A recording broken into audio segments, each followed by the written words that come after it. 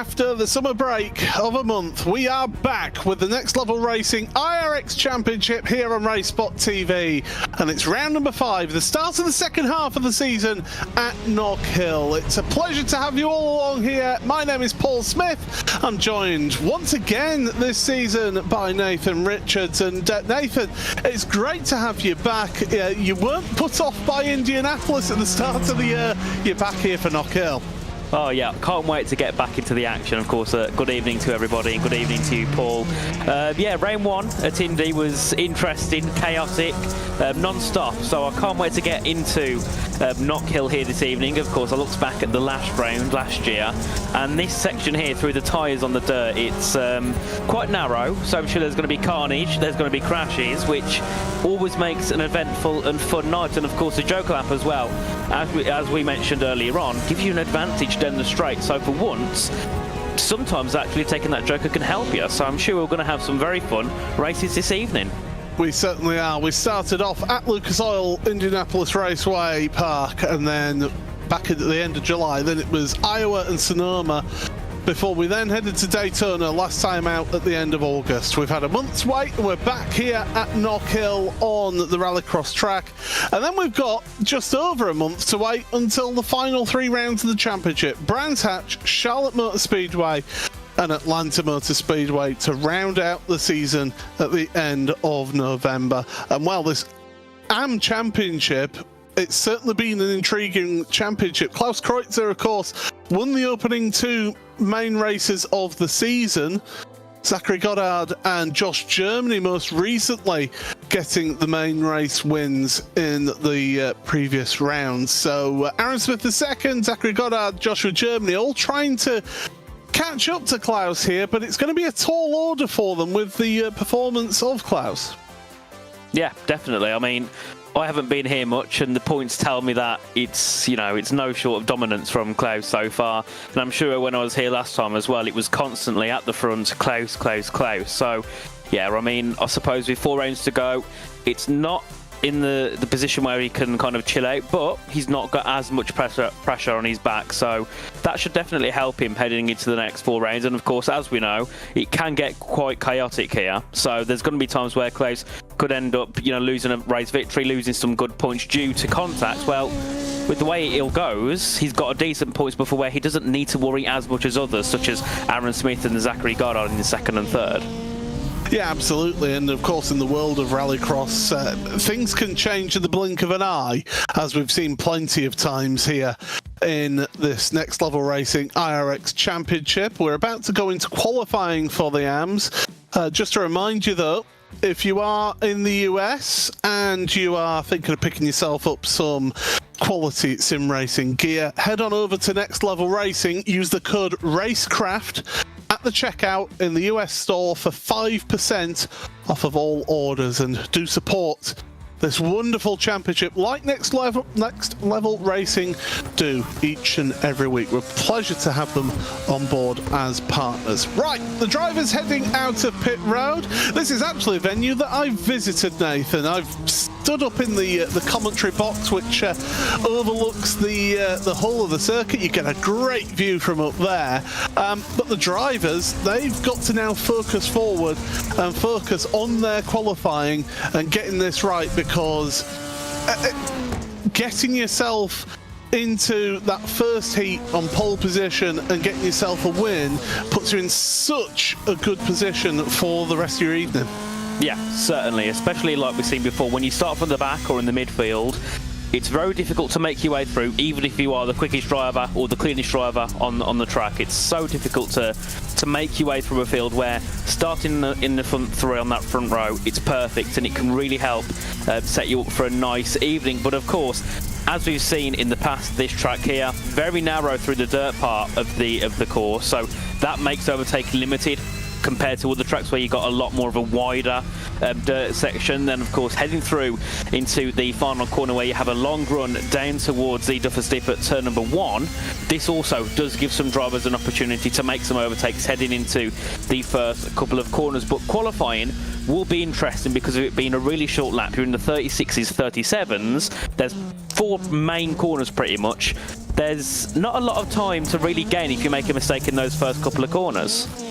Yeah, absolutely not. You're absolutely right there. 3 laps that the drivers get to set their qualifying laps here in this one. We are going to be having a number of heats. It's 26 drivers who have entered this week, so we're going to have 4 heats by the looks of things before we then head to the last chance qualifiers. As we go along then, so it's Nicholas Antonecco at the head of your qualifying right now, although Klaus Kreutzer just gets up there into second place, so the times are coming in thick and fast. A number of drivers yet to set a qualifying time.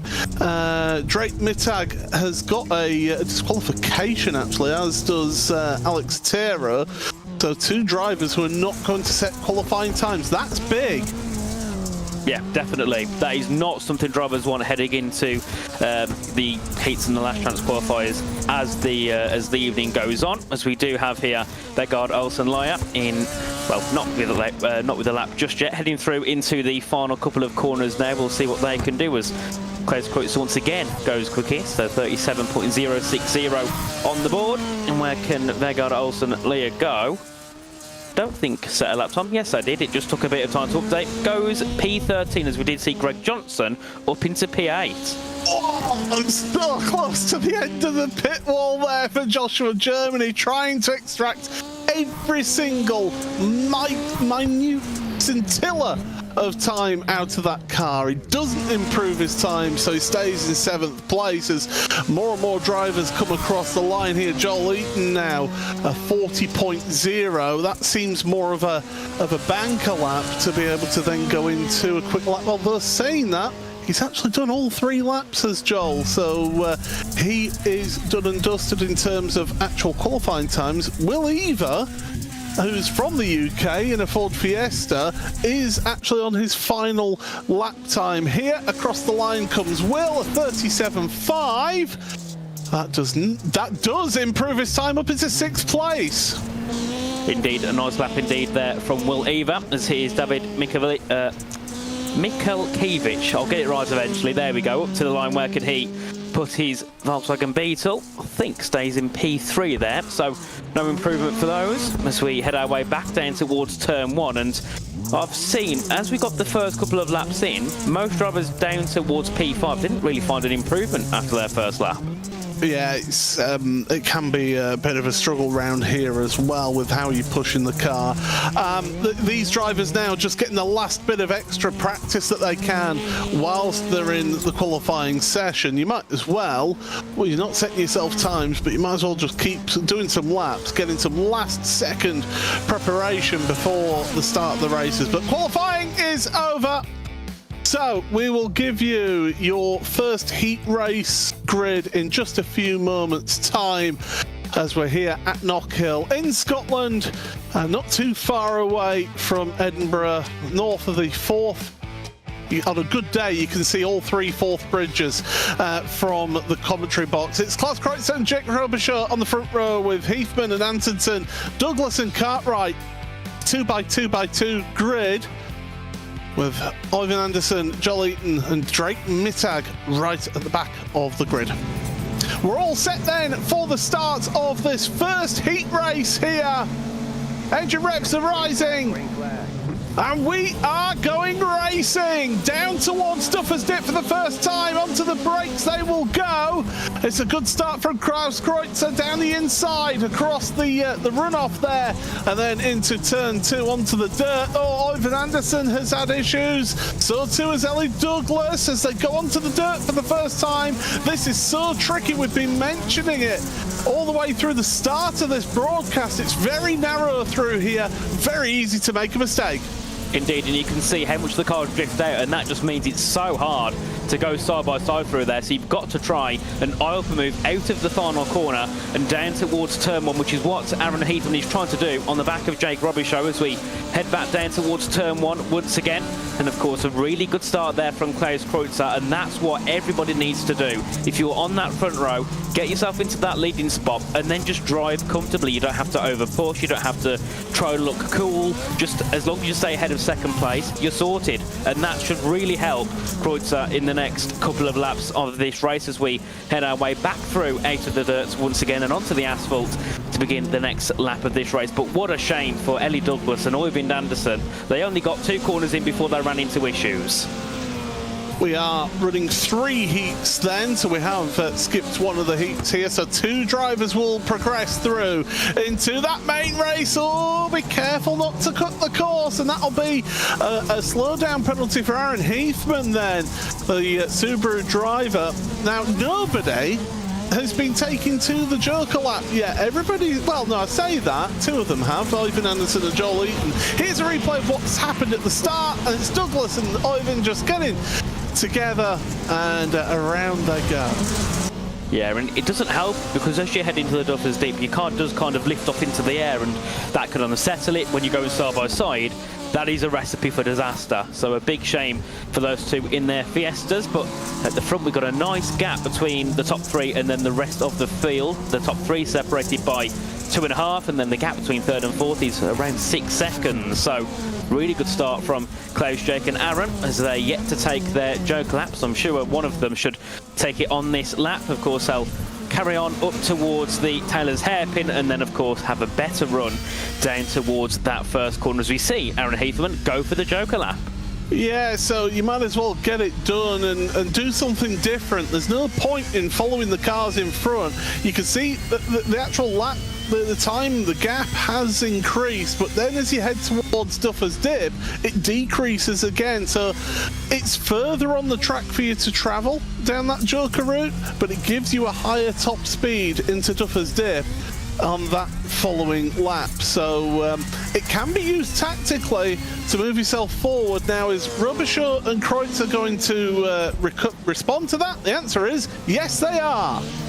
Indeed, they'll also go for their Joker lap, get it done and dusted, and then they continue on for the rest of the race. That just means the remaining 2 to set the Joker laps aren't continuing in the race. So everybody should be done and dusted now as we head on to the final lap of the race, and the gap up from 1.8 seconds between our leaders. So for Klaus Kreutzer, it's about just keeping calm and collected, which I'm sure Klaus has done all season long. So it's no different to what Klaus's situations normally are. Up at the front, up in the lead, just needs to get that car across the line. The multicoloured cars at the front of the field, Kreutzer and Robichaud, they're going to be progressing through to the main race then.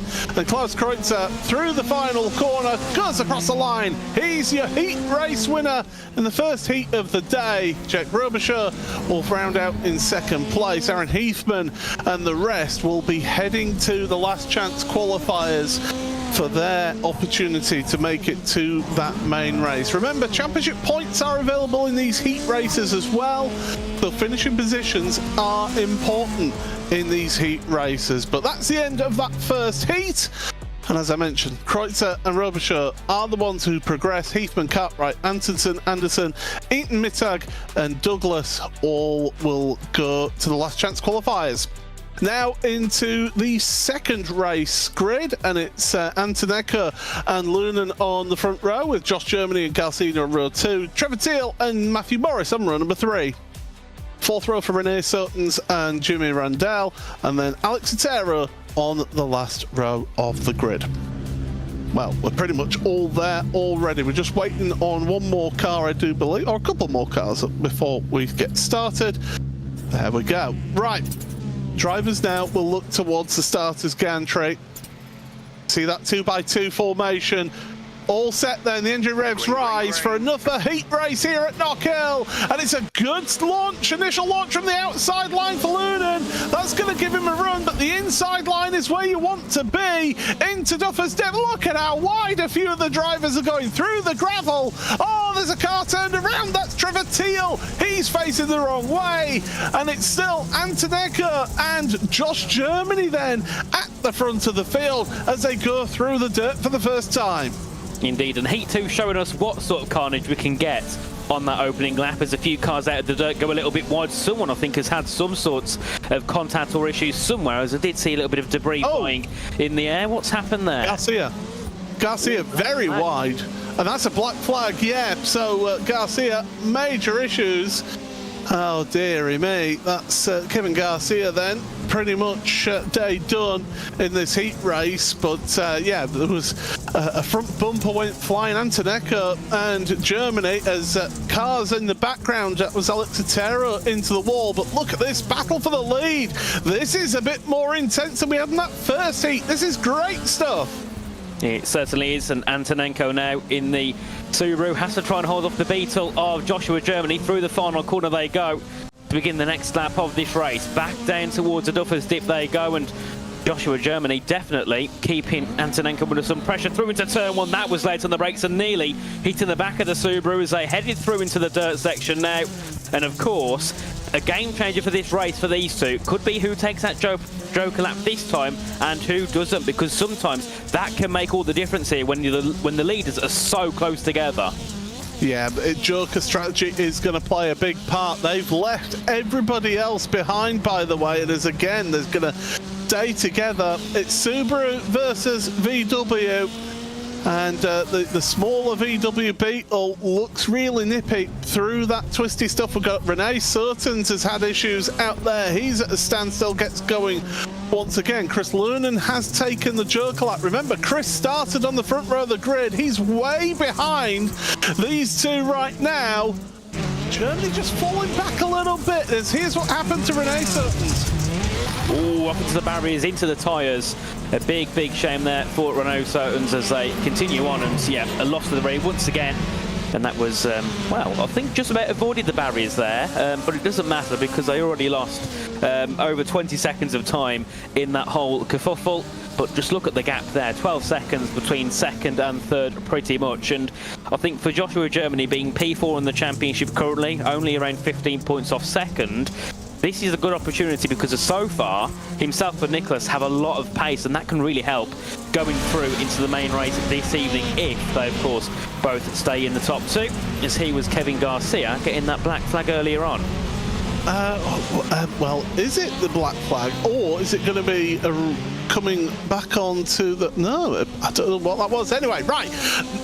Antonenko has taken the Joker lap this lap. Joshua Germany has carried on. You have to do the opposite. When you're in a battle like that and you're the car behind, you have to do the opposite. So Joshua Germany, last lap, is going to be taking the Joker lap here. As the rest of the field, they're way behind. No fight in their game here in this opening heat. But Antonenko has had a great opening to this lap. As we go through, Chris Lunan's lost another position. There goes Germany. There was a car going off. That was Renee Surtens. I think he was just trying to keep out the way. Here's Josh Germany, but the leader is going to be Antonenko. There he goes through. So Antonenko takes the win then. Josh Germany doesn't get the position over him in the end, but those two crucially are the ones who are going to progress through. Indeed, and look at the gap that gave to Nicholas Antonenko. 1.8 seconds in the end, and they was, what, I think 3/4 tenths ahead heading into that Joker lap. So that just proves how much that Joker lap can help, as here is Trevor Teal crossing the line in P6. And of course, we'll be going to the last chance qualifiers. Of course, everybody who doesn't make it through will have one more shot. Here are the results. Yeah, it's Antonenko and Germany who make it through. Everybody else is going to be heading to the last chance qualifiers as we head ourselves into the third heat of the day. And it's Michael Kivich, who is on pole position with Believer, Johnson and Williams with Olsen Lai and Dubois. And then the last row of the grid is Franco and Feldman. So an 8-car grid for this final heat. And then we'll be moving into the last chance qualifiers. Engine revs rise and we are underway. What a launch from the second row of the grid. Goes down the middle of the two of them. Does Greg Johnson. He'll be looking to take the lead here. There's contact with the Fiesta. Off goes Will Ever. Welcome to RXM. To Will Ever. But Veergaard Olsen Lai, great work run through turns 1 and 2, takes the lead, and now David Michael Kivich is up into second on the battling with Greg Johnson. This is fantastic contact between the two of them and up and over. Oh my goodness, huge accident. Well, that's interesting. Michael Kivich, I don't quite have many words about that one. Big contact and the car pretty much flipping over as Greg Johnson gets awarded a black flag. So that puts Dubois now up into P2. And I'm sure Dubois started near the back of the field. There's 3 drivers with black flags here on this race. 3 drivers with black flags, so they've all done something. Greg Johnson, Will Ever, and Rafael Franco have all got black flags here. So at the moment, it's Veergaard Olsen Lai and Eric Dubois who are currently in first and second places, but crucially, they are the ones who are leading and going to qualify through at this stage. Benjamin Williams takes the Joker, so we'll take that run through the Joker lap at Taylor's Hairpin. Diane Feldman, though, is staying out there in third right now. Indeed, and here is Michael Kivich's POV. Oh, into the grass, and then, of course, flipping over and taking to the somersault. As the car did land on its top in the end, but yeah, that was definitely not the sort of start that Michael Kivich would have been hoping for there.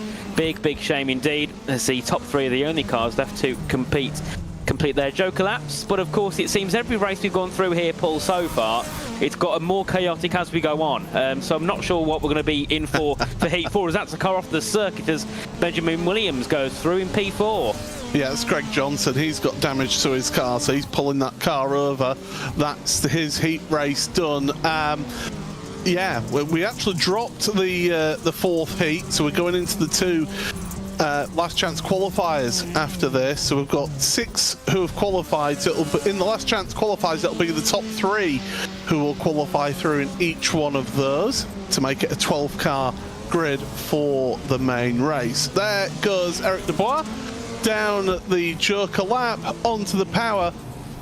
In my opinion, you don't really want to take the Joker on the last lap because you don't get that advantage in towards turn number 1. You've not got that full advantage of that overspeed, so you have to lose out more by taking the Joker on the last lap compared to, so just like we saw in the last heat, where there was about a 1.5 second difference by taking it on the last lap compared to the lap before. Indeed, and I'm sure that heading into the LCQs and the final race this evening for the AMs, they'll probably learn that maybe not taking it on the last lap is the best idea as we all continue on. And of course, Veergaard Olsen still has to complete that Joker lap, and I think has done so, heading on to the final lap, and certainly has, and has a 2.5 second lead currently over Eric Dubois. And considering Dubois started down in, I think, P5 or P6, up into P2 on the first lap and holding on to a P2, that certainly made his evening a lot more simpler than it would have been otherwise. Third row of the grid, absolutely right there, Nathan. He was the third row of the grid, up into second place, and is looking good for it as well. But so too is Veergaard Olsen Lai. Started the race also on the third row of the grid, comes across, race winner in this heat race.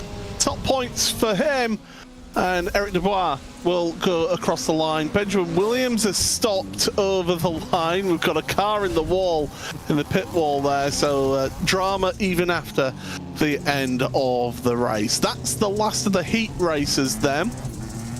Let's take you through your results. So Veergaard Olsen Lai and Eric Dubois, they progressed through to the main race. Will Ever, Diane Feldman, Benjamin Williams, Rafael Franco, Greg Johnson, and David Michael Kivich will all head to the last chance qualifiers.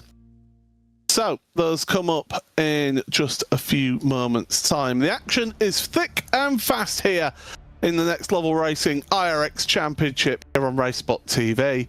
Pleasure to have you all watching along. It's Aaron Heathman and Diane Feldman then who will share the front row of the grid. Chris Loonan and Sander Anderson on row number 2. Rafael Franco and Alex Terra row number 3. Fourth row for Joel Eaton and Greg Johnson with Renee Sutons and Ellie Douglas rounding out your 10-car field. Right, we're all set once again, just waiting on the last couple of drivers to head onto the grid. and then we'll be good to go for the start of this race. In fact, we are ready. Engine revs are rising. All set for 5 laps in this last chance qualifier. Green flag, green flag. It's a long haul, but we go green, and it's a great start from Chris Loonan down the middle. That second row start is a good one. The last 2 racers as through Duffer's Dip have taken a really wide line there as from Greg Johnson. Spins his car around, so didn't work out for him. Everybody else, though, is still going here. Loonan from Heathman. It's Fiesta on Subaru at the front of the field as they go through the dirt for the first time here. Indeed, and they've made it through a lot cleaner than it was in the first 3 heats. Of course, now into the last chance qualifiers, the top 3 will make it through into the feature race later on, as this is Rafael Franco battling for 3rd place with Jan Feldman down towards the first corner. They go into the Duffer's Dip, and no move being made there. We did see Franco actually back out heading into that first corner, and that could certainly put some pressure on him from Sander Antonsen behind in P5 currently as they make their way through the dirt section of the course. And then, of course, the top 2 have already started to pull away, that being Chris Loonan and Aaron Heathman. Oh, There's a few cars, Brent. That's 5 cars involved. That was Heathman. That was Aaron Heathman who was sideways to the track. It was a whole track blockage there. Well, all of a sudden, we've got a complete change here, and it's all a fight now as to who on earth can get those final 2 spots in the qualifying places. Chris Loonan has checked out at the front of the field, 13 seconds ahead of Diane Feldman and Renee Soutens. Soutens to the inside of Duffer's Dip, goes through a little bit wild though through turn 2. Oh, that's it. That's exuberant, but it worked. Yep, that was nearly a little bit over. Oh, never mind, does go over and unfortunately collects Joel Eaton in the process. And here comes Aaron Heathman to start gaining back some of those places. Well, it's almost like nobody actually wants to take part in this main race, Nathan. This is crazy. This is sensational. It certainly is. And Heathman continues on to the Joker lap. Of course, himself and Chris Loonan yet to take it. Those guys in the top 5. As we continue on, let's see, has Heathman got any sort of advantage there over Renee Soutens? No, not at all. Has lost a lot of time to Renee Soutens there, so we'll have to hope once again for some sort of contact. And this was what happened for Heathman from the lead. Completely lost it, hit the barriers, and then at that point you just kind of have to stop. Otherwise, no matter where you go, somebody's going to hit you in that thin section of the track. And unfortunately, 4 cars all involved in that one. Sander Antonsen and Rafael Franco, that ended their races. So everybody else is compromised with their cars. Here's Sander Antonsen's view as well, and he can't see. That's the thing, you can't see. The tyre stacks are quite high through there. You can't see the blockage, and Joel Eaton, yeah, he's another one that's a victim of it all, and he's out the race. You can see struggling with the car as we come back to live pictures then. So it's Chris Loonan who leads, but Diane Feldman, Renee Soutens, if I'm these 2, I don't fight each other. Just keep it quiet. Oh, Soutens is in the wall, and he's lost the front wheel. He's out the race. Aaron Heathman has had the gift of all gifts here. I mean, if I was Aaron Heathman, I'd be thinking, right, that's it, race over. I'd probably park it and think, I'm not going to continue on, but never mind. Goes up into 3rd place and will be making it through into the feature race in a little bit of time, as this was Renault Soutens. And we saw it last time as well. He just overdoes the car a little bit too much, drifts it too far, and then, of course, collected the barriers. A slight bit of contact as Chris Loonan crosses the line and takes a win. And there is Chris Loonan to take the win. Only 3 cars actually finish this last chance qualifier, and they qualify for the main race. I tell you what, it's a good job we don't have to do repairs in the sim, or else I think only Loonan would be taking part in that main race. There you go. Feldman and Heathman make it across the line to finish respectively. Everybody else DNF'd. They are saying goodbye. We'll see them next time out at Brands Hatch on November the 9th. But Loonan, Feldman and Heathman, they progress through to the main race, to the back of the grid of the main race. Now, the second last chance qualifier, it's Randell and Cartwright with Eva and Teal, Anderson and Williams.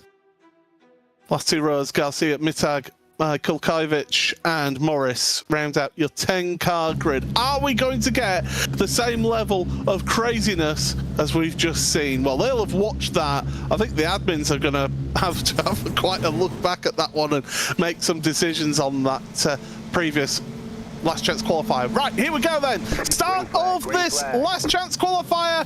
Good launch again from the second row. The Fiesta diving to the middle of that front row. Trevor Teal on the outside goes through into lead. Will Eva, second place. We're going to car off across the grass. Ivan Anderson's taken to the grass as well. There's a couple of cars stopped. Jimmy Randell is one of those drivers who's on the grass. Oh dear, not the start that he would have wanted. Oh, and in the background, someone was flying up in the air. We've got Jeff Cartwright off the circuit as well, and that puts Mikulkiewicz into P4 started. Down in P9, what a start for the Polish driver who had a really poor heat. I think it was when he was in Heat 2 earlier on. But the top three, Trevor Teal, Will Eva and Benjamin Williams, who so far look like they'll be making their way through. But from what we saw in the last chance qualifier number 1, things can change very, very quickly here. Yeah, don't count your chickens until they've hatched is what I would say to those drivers in this last chance qualifier.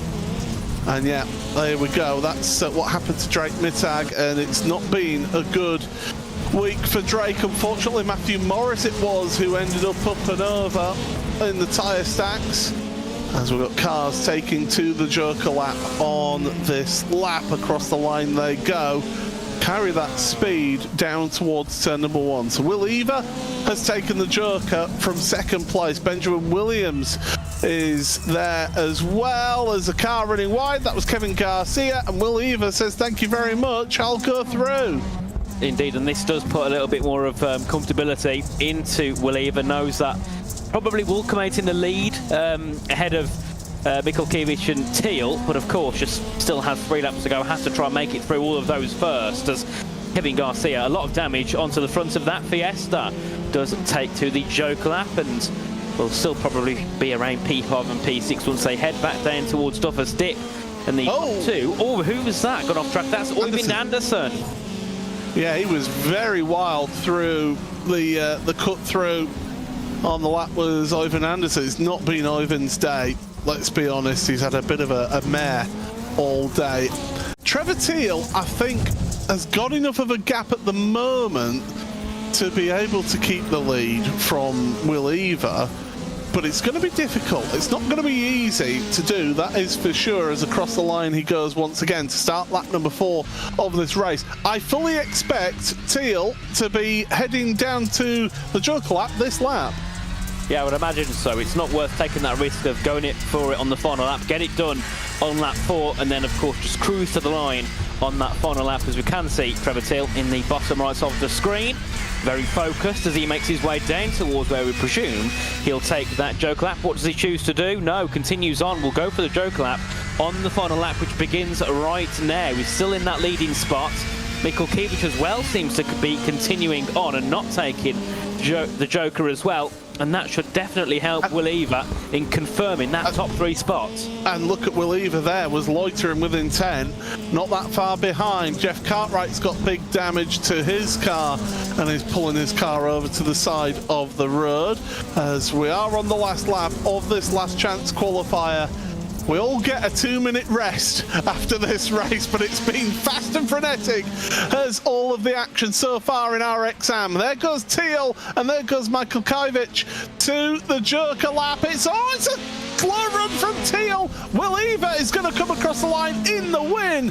Takes the win. Teal across the line takes second place ahead. Oh, now did Benjamin Williams get Mikulkiewicz right at the line there? Look at the gap. What's that? Not even half a tenth there between Williams and Mikulkiewicz. That is devastating, isn't it, for David? Horrible there to lose out by such a small margin. Yeah, we'll get that confirmed then on the results here, and it is Benjamin Williams just sneaks in to that last qualifying spot of the last chance qualifier. So Will Eva, Trevor Teal, Benjamin Williams all go through to the main race. Everybody else we'll see them again next time out at Brands Hatch on November the 9th. So, we could take a quick breather here. We've got a minute and a half, Nathan. If this main race is anything like that first last chance qualifier, it's going to be a case of who finishes. Yeah, precisely. I expected carnage and chaos. I didn't quite expect what we actually got, though. And I think, for me, the two main things in the first heats and the last chance qualifiers was, number one, the advantage or disadvantage from taking that joke lap near the end. As, of course, we saw Mikkel Kiewicz lose out due to it. And, of course, in the first heat, we saw another couple of drivers lose wins because of that. And then also that dirt section from turn 2 onwards, it is a horrible section of track because, as we saw when Heathman went off, there's no way through. You can't see it coming. It's just, oh, there's a car there. We'll have to just go straight into them. And, of course, that is race enders for many drivers. And then you can just see, like we saw with Renault Sotens on so many occasions, you kick the car out to, of course, force it through, get some speed. But it's so easy to go a little bit too far on the drifting. And, of course, then you meet the tyre barriers. So this main race, with, of course, a full grid, this is going to be very interesting, and it will be down to who finishes, I think. So the top two, they should be grateful that they can start at the front, because this is going to be an interesting one. It's worth pointing out that on October the 19th, the BTRDA Rallycross Championship is going to be racing right here at Knockhill. So if you are in the area and you've seen this and thinking, oh, Rallycross, that looks to be fun, get yourselves over to Knockhill on October the 19th and get yourself some motorsport action well into the autumn or the fall, depending on where you are in the world. Right, the end of the warm-up for the drivers, and it's a great opportunity to then go through the starting grid for this main race, because it's going to be quite an intriguing race. That is for sure. We're going to be starting with Klaus Kreutzer and Nicholas Antonecco on the front row of the grid, with Vigard Olsen-Ley and Jake Robichaud on row number 2, Joshua Germany and Eric Dubois on row number 3. The fourth row for Chris Loon and Will Ever, with Diane Feldman, Trevor Teal, Aaron Heathman and Benjamin Williams round out your 12-car grid. A global championship this. Drivers from Britain, from Australia, from Canada, from the USA, from Norway. Even it's a great grid to see here. And well, it's some of the best rallycross drivers that we get in the service as well.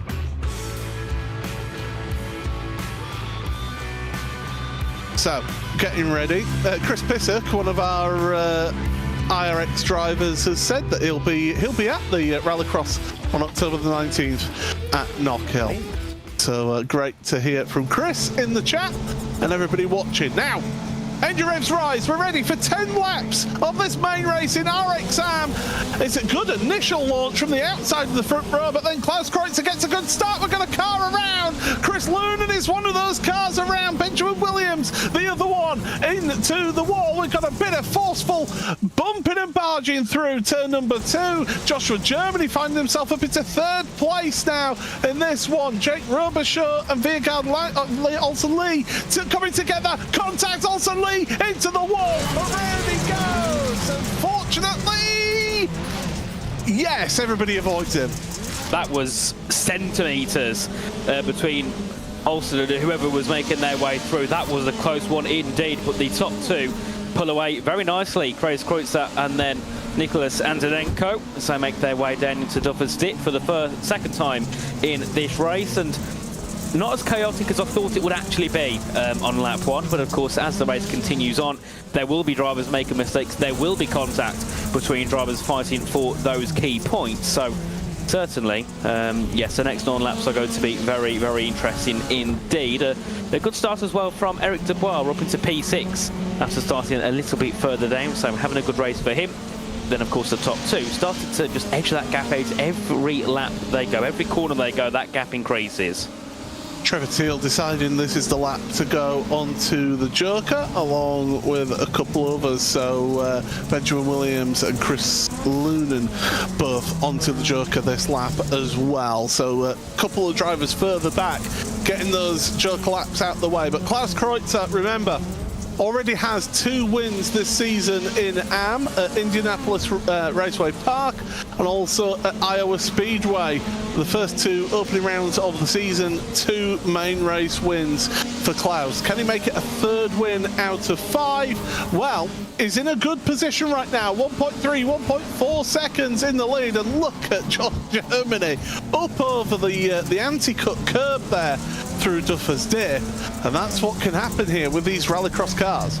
Indeed, the cars do pretty much fly through the first corner, especially considering it goes into a downhill section as well. The cars do stay in the air for that little tad longer than they otherwise would as we continue our way on. Lap 3 of 10, and none of our top 3 seams are going for the Joker lap. Neither does Robichaud and Aaron Heathman. They will continue on back down to the first corner in P4 and P5, and the gaps there, the top 5 separated by 5.5 seconds, and that is not good for the likes of Klaus and Nicholas, because normally by lap 4 you've got a 10-second gap, so only having 5 seconds means there's very little margin for error from our drivers near the front. You've got to look at it as well and think, right, I don't want to take the Joker too early. I want to pull out a bit of a gap if you're the ones in the lead, because you don't want to end up in the middle of somebody else's fight, do you? You want to find yourself a nice clear spot, and that's where having somebody in the session with you to act as a spotter for you. I don't think any of these AMs will have that, but maybe 1 or 2 of our pros will have that. But just having somebody there to call you to say, look, do your Joker now, there's a nice clear spot, it's so key. Yeah, certainly. I think if I was Klaus, I'd get it done and dusted, get it out of the way. But obviously I'm not a driver in any sort of rallycross, so that's why he should probably not listen to me. But we continue our way on. The top 4, top 5 still doing a really good job as we go on board here with Joshua Germany. It's brilliant to go on board with these cars. Into turn 1, of course, it was Germany we saw earlier on who flew through the first corner. As of course you hop that curb, the car jumps onto the 2 wheels, and then you make your way onto the dirt, and you can see the transition from the tarmac to the dirt. Instantly you can feel it in the cars. You see drivers sometimes have a bit of a jolt as they make it onto the dirt, and sometimes that can also unsettle the car. And of course we've seen so far, a car being unsettled doesn't often end very well. It's very bumpy through that dirt section as well, compared to a lot of the dirt sections that we run throughout the series, where it's just laid on top of asphalt at a fixed permanent raceway. I mean, yes, this is a permanent racetrack as Knockhill, but it's a dedicated dirt section as this. It's a proper rallycross track is this, and it is used, as I say, for national championships, and gives some tremendous action, I can assure you. And well, we're certainly seeing some great racing here in your AMs. And remember folks, if you are watching, there's a whole other host of races going to be coming up for you in a few moments time, because we have of course got the Next Level Racing iRX Pro Championship going to be happening after this main race. So hopefully we get to speak to Klaus Kreutzer and 1 or 2 others, and then head on over to the pros. But certainly been great racing here, and Klaus Kreutzer now 2.3 seconds in the lead, looking comfortable for that win at the moment. But Nicholas Antonecco is being kept very honest here by Josh Germany. Certainly, as this is the battle further back. This is Heathman and Will Ever. Of course, Will still has to serve the Joker lap, so it doesn't matter that there are only a couple of tenths to pass at the moment as they head into the final corner, and that was a little bit deep on the brakes for Will Ever, nearly taking out the back of Aaron Heathman. As there we can see Jake Robichaud in the background goes past Will Ever and claims P5 after completing the Joker, and also looking for a send on Aaron Heathman. And that gives a brilliant real look at the difference in speed that you get through taking that Joker lap. So yes, it's a longer physical journey that you're taking through that Joker lap, so you do lose some time, but you then gain that back through that top speed run. Oh, that's Heathman into the wall. Oh no, I didn't. Oh, I think Will Ever was taking the Joker lap and Robichaud wasn't. Oh, you've got to get onto the Joker lap there. Your front 3 have all taken their Joker. Antonecco and Germany are going to finish off the podium, I do believe. But Klaus Kreutzer once again, he's got back onto form here. He's done a superb job in that Subaru. He's just got a couple more corners to go, just one more corner to go, and he will find himself a 3-time race winner here in RXAM. Through he goes. Klaus Kreutzer is your main race winner here in the iRX Championship by Next Level Racing at Knockhill. Oh, who's that? Aaron Heathman is facing the wrong way and has got no wheel, I do believe. So I think that's the end of his race. Chris Loonan, Diane Feldman, they're battling away to the checkered flag with Viergaard Olsen Light as well. Right there, all together, across the line. And that's their races done. Trevor Teal, the last driver across the line, and here's what happened. Oh, clipping that tyre stack. Yeah, that is not ideal at all for Heathman. And yes, and that was the contact between Will Ebert and was it Robichaud, I think it was, who made the contact? Yeah. One of them going for a joke, that the other one not, and that was what happened to Heathman. And yes, definitely a wheel discarded from the car there. There we go. That is the end of that main race. It's congratulations to Klaus Kreutzer, a 3rd AM win here in the main race of Nicholas Antonecker, with Joshua Germany rounding out the podium. Then a big gap back to Robichaud, Dubois, Eva, Feldman, Loonan, Olsen Light, Teal. The final 2 drivers at the back of the field being Aaron Heathman minus a wheel and Benjamin Williams with a very damaged car as well. We have got 3rd place and 2nd place waiting for us. Whilst we wait for our race winner, why don't we take Joshua Germany? He's standing by with Nathan Richards. Indeed. Josh, welcome in. Can you hear us? Loud and clear. Perfect. So, an interesting evening, I think that is safe to say, for everybody around Knockhill. I think we all knew there was going to be some sort of chaos and lots of action. But from your point of view, describe what sort of racing action it was, because from our view, it was just contact, chaos, cars flying up in the air. What did you see from your POV? I think I probably had the quietest race out there, apart from the winners. I think I knew coming into it, you had to have a good qualifying, because I've done some officials, because luckily the officials are there this week, and it's not clean because the really fast sweepers through the gravel and dirt, and then you've got 2 tyre barriers. I'm sure you saw loads of crashes there. I managed to just be ahead of everything, so pretty much my qualifying sort of made my whole round. Of course, and compared to quite a lot of tracks, the dirt section here is so narrow and thin.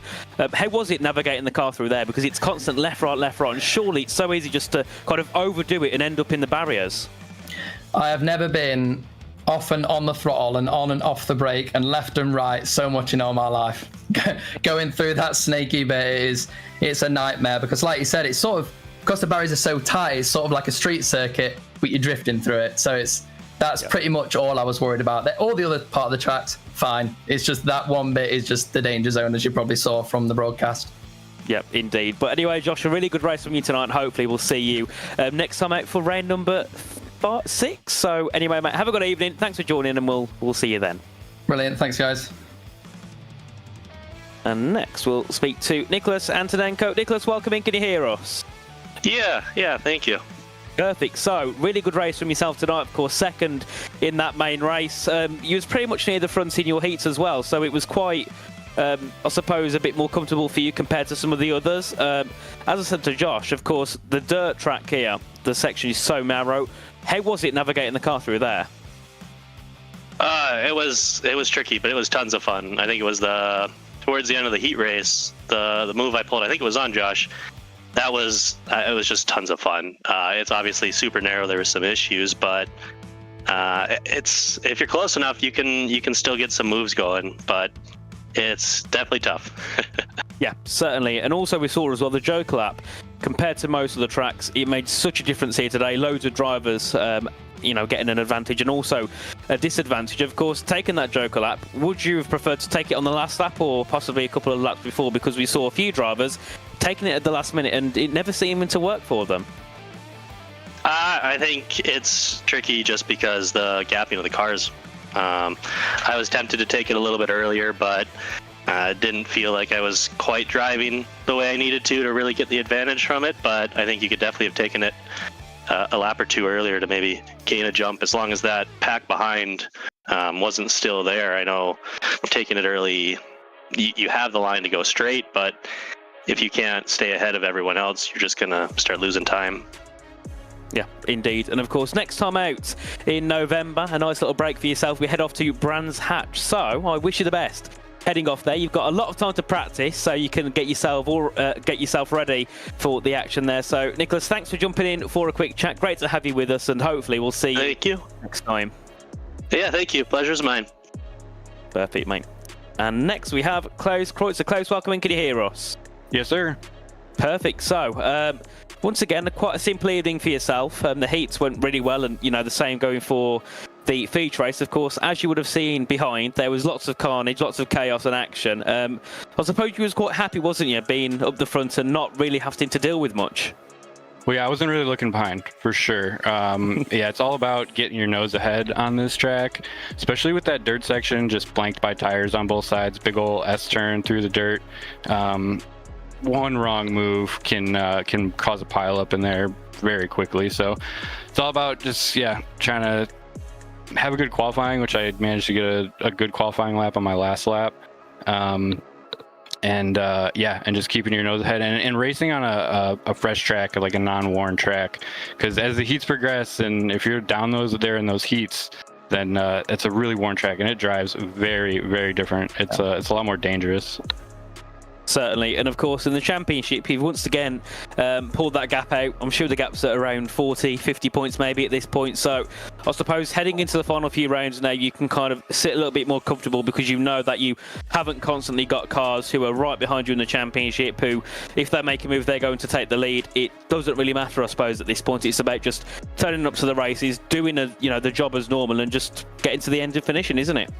Yeah, this whole season's kind of been a war of attrition, and I lost that war the last round in Daytona. That track just plagues me anytime I race there. It's that's another one of those, when it gets worn in, the grip changes a lot, and it becomes really dangerous, and you have to have a lot of commitment and no doubt. And I kind of made a mistake, and it cost me last week. But yeah, just trying to keep my nose ahead and keep practicing. The team TWRS has just been great, all those guys over there. Get a lot of practice in with those guys, and I think it shows. Someone like Chris Lunan has improved immensely, getting a lot quicker, so it shows a lot. It's a good group of guys, and I just like to thank them and give all the glory to God. So thanks to you guys as well for putting on a great show. Can't wait to watch the pro race here. Indeed, and Clay, it's great to have you in the interview chat once again. So mate, have a good evening, and we'll see you again in around a month's time. Good night, guys. There we go, Paul. Yeah, great to hear from our top three in that one, but our attention goes from Am to Pro, and it is Jacob Raforce who's got a 5-point lead over Beau Albert, Mr. Consistency Beau Albert. I think he'd want a win though to his name. I think he'd prefer that. Ilari Lamintuvu not that far back either, main race winner last time out at Daytona with Evan McFarlane. Again, it's a really close pro championship is this one. Absolutely sensational stuff, and to be honest, here, Nathan, it's anybody's guess, to be honest. They've been that close of all these championship contenders. Yes, certainly, and that's what we love, isn't it? A great championship battle where heading into a round, you never know who's going to be the best driver. Of course, in the AMs, you pretty much know it's going to be Klaus who's quickest, or if not, he's always there. But you've got Evan, Ilari, Beau, Jacob. Every time they enter the track, one of them is always going to be quicker than the other, and it changes every round. So, heading into this, nobody really knows what to expect, and that's what we love about these championships, having close battles where, when people are actually making overtakes on the track here, these matter so much more than they did in the AMs.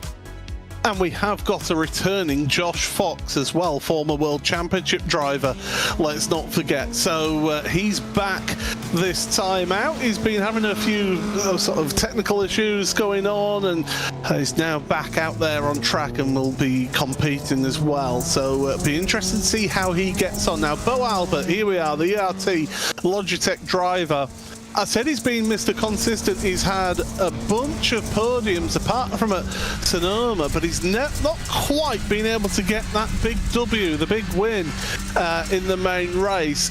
Is Knockhill going to be an opportunity for him to right some wrongs? Indeed, and I think sometimes as well, if the driver's so consistent in finishing second and third, sometimes they're not as bothered about going for the win. As long as they can score some good points and be right up there, sometimes it is just about that consistency. So yeah, we'll have to see what Beau can do this evening as we're on board with them through this first qualifying lap. Of course, 4 minutes to go in this session. They all have 3 laps that they can set. And of course, as we heard from our interviewees, the qualifying here matters so much. Also, as we say, pointed out, the official races have been around Knockhill as well, so plenty of opportunities for drivers to be able to get some practice in, or some racing practice in. Across the line, 36.59 for Beau Albert. You see it on his dashboard there. Kieran Lifflander at the head of the field with a 35.8. So times, really quick times. Now, you might be thinking, well, these times are a little bit quicker than the AMs.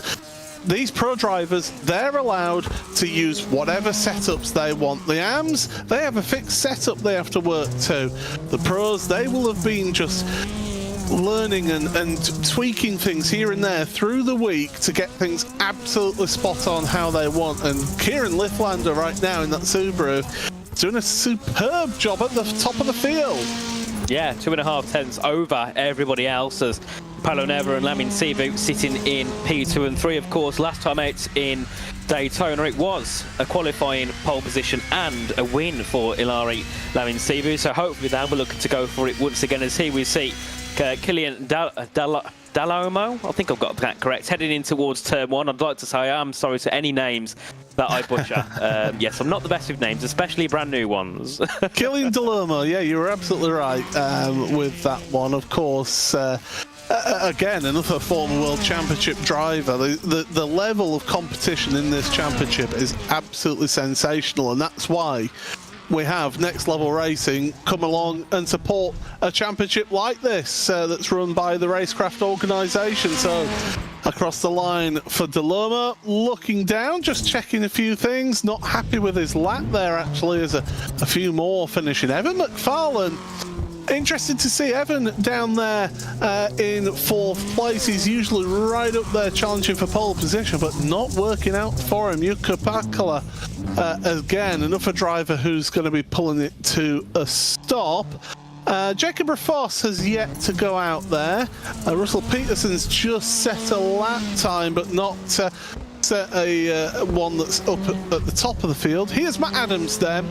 Through the final corner he goes, crosses the timing line, and that will be a 36.9 for Matt, so that's 17th place for him.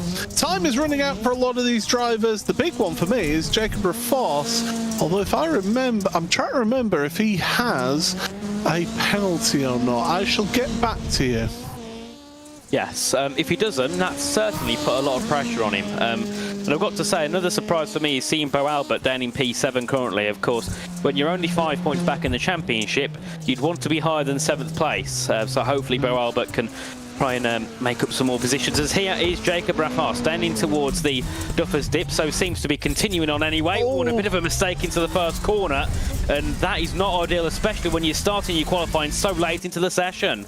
Oh, that was a big mistake there through turn 2 for Jacob, and no penalty for him, so he's just been having a bit of a mare out there, and into the brakes through the final corner, absolutely launches the car. This is his only lap, so what can he do across the line? 37.0. That's going to put him down in 16th place, is it? No, 18th place, sorry, for him. So, Kieran Lifflander, well done. Congratulations. Pole position here today. Sensational stuff there from Kieran. We're going to have 3 heat races here today, and of course it's 2 venture through from each heat race. Here's the grid then. Kieran Lifflander and Evan McFarlane on the front row of the grid, with Beau Albert and Joshua Darnell on run number 2. Ossi Peltola and Jess Rakowski on run number 3. Santeri Heiskanen and Russell Peterson round out your 8-car grid. With 23 entrants this week into the RX Pro, And we're just waiting for the final driver to head onto the grid. We've been seeing the second row of the grid have a really good launch, so look out for Beau Albert. There you see on the right-hand side of the second row of the grid, that black and red ERT Logitech car. We've been seeing some really good launches from the second row of the grid. It's an uphill launch as well here at Knockhill. Don't ask me how I know. It's a steep track, is this? I can tell you from experience. We're just waiting on those final drivers to head onto grid. Just one more, and then we'll be all set for the start of this one. But Evan McFarlane, he's one of our main race winners, won the opening round at Indianapolis Raceway Park. He'll be looking for a good result here today. So we're patiently waiting for our final driver to come onto the grid. It's row number 3, Robbie Kirtley, I do believe. It's Robbie Kirtley that we're waiting for. There we go. No, it was Peltola, sorry. Peltola who we were waiting for, but now we are all set. The drivers will get the engine revs risen, and we're all set for the start of this opening heat race of RX Pro. It's a good launch from the front too. Beau Albert is there in 3rd place as they're side by side for the lead, and it's Kieran Lifflander who takes that lead and holds on to the place ahead of Evan McFarlane. Beau Albert in 3rd, ahead of Ossi Peltola. We've got contact further back. Heiskanen and Peterson are into each other at turn number 2. First time through the dirt though, Nathan. Pretty much all as you were. Yeah, very clean for the start of the Heat 1 here this evening, as the top 5, top 6 all made it through nice and cleanly as we go on to our second lap, and Evan McFarlane up to 2nd place, looking to close down on the back of Kieran Lifflander as they head back down towards Duffer Stip once again.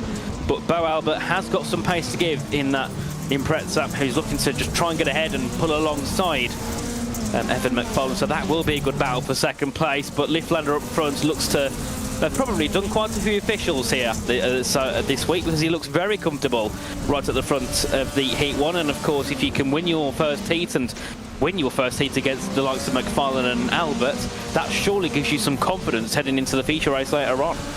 Sure does. That is for sure, as they go across the line and finish in that lap of the race onto officially lap 2 of the race. So as they go through the right-hander now, what can happen here at the front? They're pretty much staying as they are. McFarlane, I think he'd be a little bit silly trying to pull off any moves. He'll try and get the job done, maybe with a joker lap. A bit of strategy there. It's more Beau Albert. What can he do? Because he's falling back a little bit, is Beau, actually, I do believe. So he's got a bit of pressure from behind from Ossi Peltola. Yeah, and I mean, that's changed quite quickly, because a lap ago, Albert was all over the back of McFarlane, so this could be an opportunity potentially for Ossi Peltola, depending on what happens to our top 2, because they are very close, heading through into the dirt section of the course, so they will make their way through out of turn 3, and then of course the run down to the final corner, and McFarlane all over the rear of Kieran Lifflander as they head through, and it will be joker lap for Evan McFarlane on the grass as well, heading his way into the joker lap, and we'll see how far it puts him behind. Puts him down to P4 at the moment, but of course should earn those 2 places back once Albert and Peltola go to the pits themselves. I tell you what, McFarlane showing a lot of experience there, actually taking to the grass before heading onto the joker lap, because the lead car was staying on the main track, and you want to have as wider entry as possible, so they hit the brakes when the joker lap drivers are going flat out down towards Taylor's. So he took to the grass, made sure that there was no chance of any contact with Kieran Lifflander that could get him in trouble. Here's Beau Albert and Lifflander both to the joker lap this time, as well as Peltola onto the joker lap. Lifflander does just stay ahead of Evan McFarlane as we start the last lap of this race. Indeed, and I presume now these 2 will not fight, because they are confirmed in that top 2 spot. It's around 2 seconds back to Beau Albert in 3rd place. And Kieran Lifflander and Evan McFarlane just have to get through the final couple of corners, cross the line, and then of course they'll be entering into the feature race in around 20 to 30 minutes time. But what a race by Lifflander and McFarlane, no mistakes whatsoever. Yeah, those two have been absolutely imperious at the front of the field. Kieran Lifflander is your first heat race winner here today at Knockhill in the Next Level Racing iRX Championship Pro RX, as the rest of the field coming across the line, just waiting on the last few drivers to reach that checkered flag. But Lifflander and McFarlane do see themselves progress. Everybody else, Albert, Peltola, Rakowski, Heiskanen, Peterson and Darnell, they will all have to head to the last chance qualifiers for this next one. Well, we had confusion because we actually ended up having 6 laps of racing there. Palaniva and Fox then on the front row of the grid with Linda and Pakala on row number 2. Björklund and Adams on row number 3 with Broström and Poulsen rounding out your 8-car grid. Yeah, a few of the drivers discussing having to fuel save in that race. That's not normal for iRX, but well, here we are then. Ready for the start of race number 2 then. Engine revs rise, and we're good to go for heat 2. It's a good launch from the front row once again. Josh Fox getting a little bit of an advantage heading towards Duffer's Dip for the first time, but look at that inside line contact between the two of them. Oh, Palaniva does get through. Fox was a little bit wild after that contact, and that allows Matthew Linda to go through as they head onto the dirt. You got fighting further back as well. Adams, Broström have been switching places. Björklund has dropped way back off of the back of the field, so he's had an issue on this opening lap. Now, will we actually get a 5-lap race or a 6-lap race? We're about to find out. Across the line they go, and it's still saying lap 1 as a black flag for Matt Adams. That is not good at all for Matt Adams. Race over for him, but the top 3 all together here, so this could be a really good race as we head into turn 1. And this was a contact which I think took Kim-Andre Björklund out of everything. Of course, down in P8 and yep, down and out of this one. A big shame for him, as that was Matt Adams heading on to the joke lap. And is that where he received that black flag? Yes, so it's because it's not being classing this first lap as the first lap. Oh no! You're getting a black flag for taking the joker too early. So there you go. That's why Matt Adams has ended up with that black flag. Side by side, Josh Fox through. Of course, taking that joker lap. Linus Broström wasn't going to fight that one too hard. It's not his fight to have. And so Josh Fox now trying to charge down and trying to catch up on Matthew Linda before he takes his joker lap. Indeed, but a nice move there from Fox, and has to be clearing through these cars in the way as he makes his way through the final corner. As let's see what happens. So Josh Fox has actually got ahead of Matthew Linda, who's been in for the joker. Matthew Linda gets back ahead down towards turn 1. We do have a fight for the top 3 here as we head down towards Duffer's Dip once again, and Fox all over the rear of Matthew Linda, who nearly lost out on that joker lap but kept an inch ahead down towards turn 1. As we discussed before, you get such an advantage of top speed, and that is what kept Matthew Linda in that P2 spot. But Josh Fox is certainly going to be all over the rear. Of course, as you said, a previous championship winner, has been in the rallycross scene for a long time. He's not going to be wanting to go for that extra race. He wants to be straight into the feature race later on. Well, we're across the line once again. Start of lap number 4, then onto the brakes they go. So Linda and Fox, this is to decide who gets the automatic transfer spot. Linda's in it, Fox wants it, as they go onto the dirt once again. And look at the steering input that Josh Fox is having to provide. Just look at how much he's throwing the car in, using the weight of the car, the momentum of the car to throw it in through the dirt, and then just nice and patient through these last corner here. And we're going to start the last lap of the race. This is the last opportunity really for Fox, through 1 into 2. Indeed, let's see what happens here. Into the first couple of corners they go. Josh Fox looking eager to get into second place. Nearly tapping the back of Matthew Linda, and makes the same mistake as before. Kicks the car out too early and over kicks it through the first couple of corners, and that cost him some time.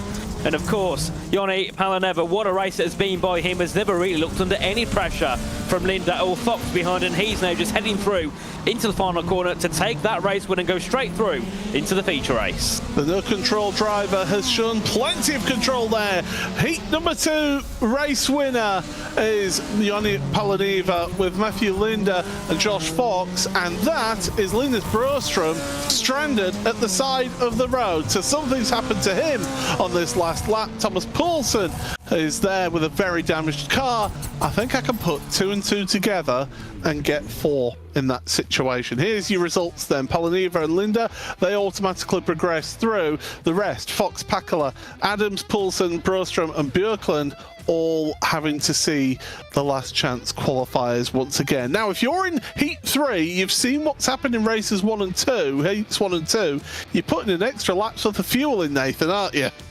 Yeah, certainly. And I've got to say as well, I mean, Heat 1, it was the only race that we actually had every driver finish the race.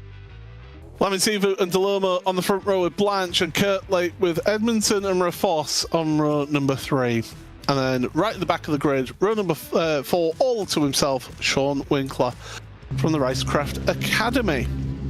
So the last heat race of the RX Pro drivers before they then head on to those last chance qualifiers. This is the last opportunity to get yourselves automatically into that main race. We're just waiting on the pole sitter, which of course is our driver there. We're getting ready for this one.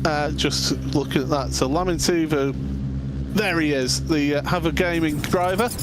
Getting ready then for 5 laps or 6 laps. We'll have to wait and see.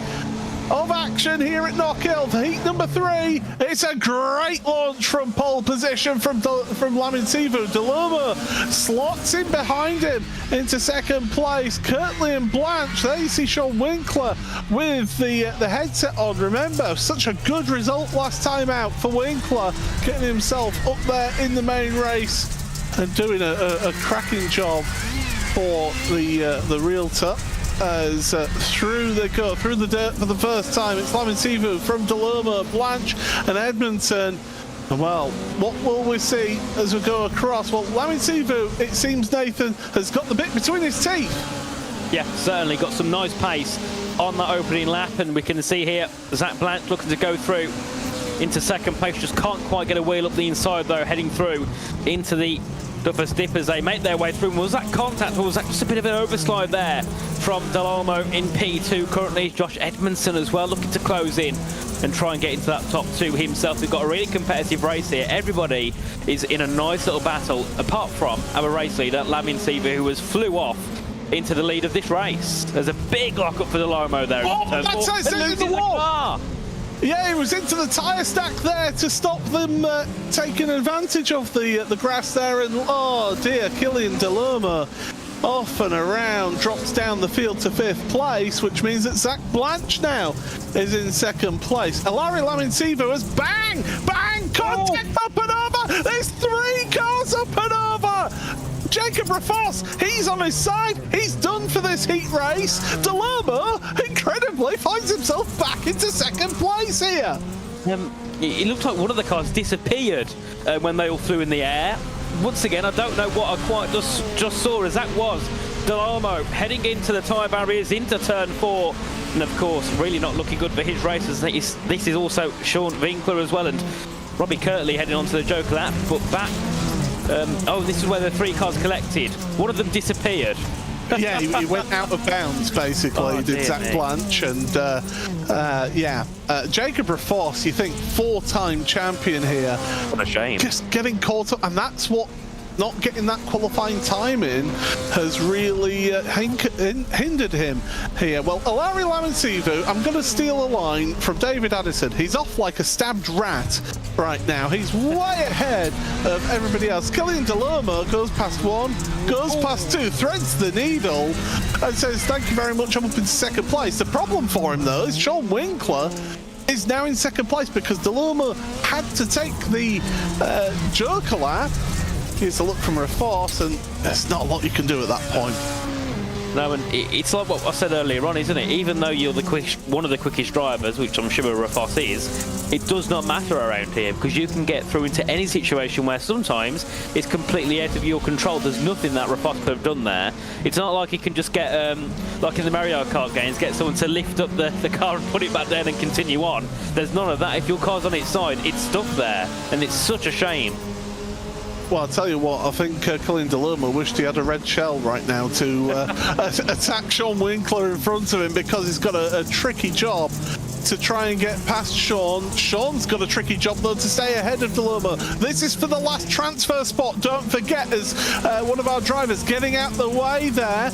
And while Dall'Olmo wants that transfer spot, Larry Laminsivu, by the way, is, I do believe, has already crossed the line. There he is. He's won this third heat for Havu Gaming. Who's going to be second? It's going to be Sean Winkler across the line. He's through into the main race. Dall'Olmo, Kirtley, Blanche, Rafos and Edmunson are all going to head to the last chance qualifiers, which will be coming up in just a few moments' time. But that was crazy, and we've been seeing it happen in the AMs. We've seen it here happen in the pros. The further down the heats we go, the crazier the action gets. But Laminsivu and Winkler, they don't mind. They're through to the final, to the main race. Dall'Olmo, Kirtley, Blanche, Edmunson and Rafos, they're going to go again.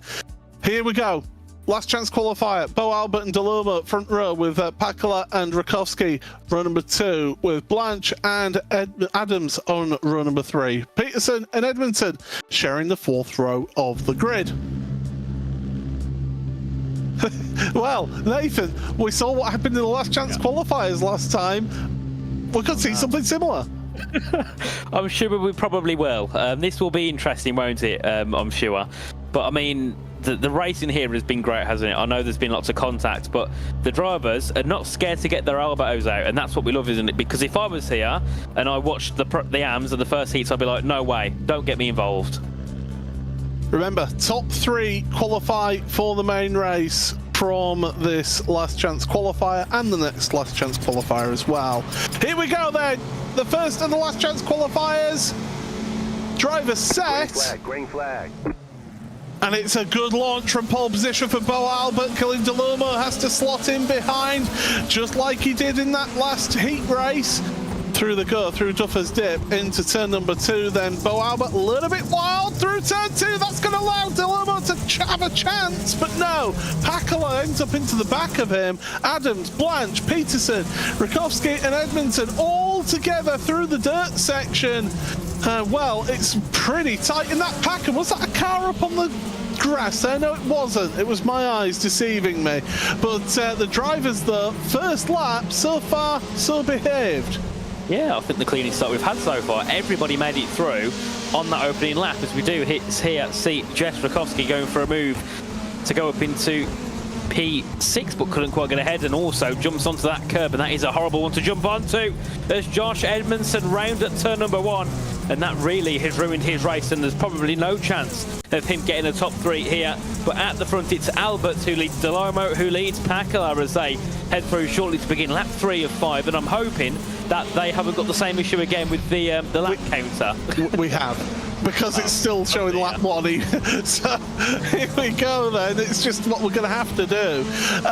So lap 2 officially started for these drivers then, as we go across the line then. So looking at those crowns on the left-hand side of your screen in the timing tower, Zach Blanche, Russell Peterson and Jess Rakowski all taking the Joker lap. That lit up crown that you see in our timing tower, that means that they've taken their Joker lap. So yeah, as we carry on, oh, big hit there for Pakala. That's his race done there for Yuko. Oh, what a shame. And once again, a driver's been picked out of the top 3 and have no chance of making it through into the feature race. And see was the replay and hit the time barrier. Oh, and in live pictures, Josh Edmunson and I believe Matt Adams have got together as well on the rejoin from the Joker lap. Oh, we've got a car going off as well. Here we go. This is what happened to Adams then. He's going to the Joker lap, but remember, Edmunson isn't. He's coming through that last corner, and that's the trouble with that Joker lap. Yeah, and it's no fault of Edmunson. Well, it is his fault, but It's not like he did it on purpose. He wouldn't have seen Matt Adams coming through. He's out to battle into the final corner. Adams and Peterson having a battle side by side. And Adams gets ahead of Peterson, jumps up into P3. Oh, no! And that's Peterson into the wall. Oh, that pit wall does not move. It's concrete. It's solid concrete. So Peterson, huge damage to his car. Beau Albert and Quentin Dall'Olmo still together here. Now, when do each of them take the Joker lap? Well, Beau Albert has decided this is the lap to do it. That's what happened to Russell Peterson. Just taking a little bit too much of that pit entry, trying to open up the corner, and that just catches him out. There's Beau Albert crosses the line after taking his Joker lap. Quentin Dall'Olmo would take it on this last lap, but the front three have got comfortable gaps between them and the rest of the field. Indeed, at least, of course, Dall'Olmo doesn't have to worry about that Joker lap giving him a disadvantage. He's got 8 seconds to P3, so this should still be a decent result either way for Quentin Dall'Olmo, who we can see on the bottom right of our screen. Of course, a really, really controlled race, and definitely a shame not to see him have gone through in the initial heats. But Beau Albert comes across the line. He'll take the win then for the ERT Logitech G team, and he is ahead of Quentin Dall'Olmo. Zach Blanche will qualify through to the back rows of the main race grid. Everybody else, we'll see them on November the 9th at Brands Hatch for the next round of the Next Level Racing iRX. There you go. There's your 3 at the top. They go through. The rest, we'll see them next time out in November. Let's take you to your grid for the last chance qualifier, the second last chance qualifier. Josh Fox and Ossi Peltola with Robbie Kirtley and Thomas Poulsen. Santeri Heiskanen and Jacob Rafoss. Big tall order for Rafoss to try and move forward. Linus Broström and Joshua Darnell with Kim-Andre Bröckland rounding out your 9-car field. Well, they're all eager to get this one done. So all the drivers are set then for this last chance qualifier, the last of the last chance qualifiers. We're green flag racing, and a great launch for Josh Fox, not for Peltola, and he's going to get swamped. Is he into turn number 1? Big contact into turn number 1, huge accident. Every car except Josh Fox involved in all of that. Oh my goodness, I mean, well, they took action to the next level into turn 1 there. Fox makes it through Peltola and Joshua Darnell, but oh my goodness, what a shame there for Thomas Poulsen as well, who dropped all the way down to the back of the field, as that's Peltola all over the road heading into the final corner, and then of course does give an opportunity to Joshua Darnell. But what a gift that could be for Josh Fox. Of course, yet again was very unlucky in the heats, and now has a nice lead at the front of the field heading on to the second lap. This could surely be another victory for him. Well, I mean, we'll have to unpack that somehow. Hopefully our producer Hugo Luis. Here we go. So it was an awful start from Peltola at the front. He gets involved with Thomas Poulsen. There was a separate incident in itself behind them that kicked off as well. And every driver, bar them two, got involved. Linus Broström ended up in the walls on the opening lap, so he's not continuing. Robbie Kirtley and F1 not continuing. But I'm right. Every driver except Josh Fox was involved in that opening incident. I mean, yeah, I mean, we've seen some stuff tonight, haven't we, Paul? And it just feels like every race we think, right, that's as bad as it's going to get. But it just goes worse every time. We somehow get more chaos every race that goes on, as that was somebody off in the background. I think that might have been Joshua Darnell going a little bit wide, as that's going to be Kim-Andre Bjorklund, I believe, going for that Joker lap. And then Jacob Rafoss, P4. He would be absolutely kicking himself if he can't get a win. And here's the replay once again. Slow-mo down to turn 1, and as you said, only one car made it through without getting into any sort of contact. I mean, even Rafoss, I mean, he got absolutely pile-driven into. Darnell was involved there. Everyone was involved, apart from Josh Fox, who just goes on and just goes, oh, there's a bit of smoke in the background. Now, Rafoss has got past Darnell. Darnell actually had a slow-down penalty from running that far wide that you quite brilliantly spotted in the background of the shot. Here's another look from Fox's view. Just the problem is for Fox, he'll be thinking that people are getting sent into him. Yeah, I mean, I'd be worried if I was Josh Fox for that minute and thinking, oh no, what is happening behind? But luckily, got through turn one and was like, oh, nobody's going to hit me. That's going to be Rafos, I think, isn't it? He is up into the air. Rafos, Heiskanen is involved as well. Commandre Björklund as well. Oh, he's Austin Powers it there as Heiskanen has got damage to his cars. He's done. Rafos, he's not going to make it through into the main race, so that's a disaster for him. Josh Fox, though, clearly in the lead. Here's a look again. Rafos makes his own mistake, then it just checks up, bang, bang, and oh dear, that was a mess. Somehow Rafos continued on though, because it looks like, oh, he's going to go upside down, but his car bounced off the tyres and bounced back on to the circuit. But of course, it seems it won't be enough for him to try and take a P3 spot here. But Josh Fox, dominant, absolutely dominant. Absolutely, and takes the win in that last chance qualifier over Ossi Peltola and Joshua Darnell. Those three will head on through to the main race, to the back of the grid. Everybody else, the battered and bruised cars, egos, you name it, it's battered and bruised. It has been a bruising encounter here at Knockhill, as we'll be able to give you your race results then from this last chance qualifier. Josh Fox, Ossi Peltola and Joshua Darnell, they qualify through to the main race. Rafos, Björklund, Poulsen, Heiskanen, Kirtley and Broström, we say goodbye to them. No Control, 4 cars out. That's a big one for No Control Racing. But we've got 2 minutes here, Nathan. Going into a main race, what can we see this time? There's 12 drivers in this, isn't there? I don't think we're going to see every car crash again at turn 1, but I think we're going to have lots of contact. I'm sure the lead is going to change about 1 million times. But I think the main thing is, I think it was in the feature race for the AMS, I'm sure I'll remember, at least at one point every driver had an opportunity to be in the top 3 or fighting for it. And if we can have that same one again, we're going to have so many, interesting battles. I mean, the gap in the championship, P1 to P5, is only separated by 28 points. That's 5 drivers, all who will be trying to bully each other to get onto the top spot or to try and secure a podium. So this next race is going to be very, I think it's going to be one of those where we can actually decide a championship in a way, because there's going to be somebody who will fly through, take maximum points from the race and be in such a good position for the remaining 3. This is a really important race. Well, just remember, of course, we don't have Jacob Rafos, championship leader. Yep. So he's not taking part in this one. Beau Albert is, but he's towards the rear. Ilari Lamansivu started on the second row of the grid, so he's got a good chance of good points. Evan McFarlane's joining him there as well on the second row of the grid. And Ossi Peltola towards the rear of the grid in this race as well. So your main contenders in the championship, Jacob Rafos, that's a big miss for him. That's going to have a huge effect on those championship standings.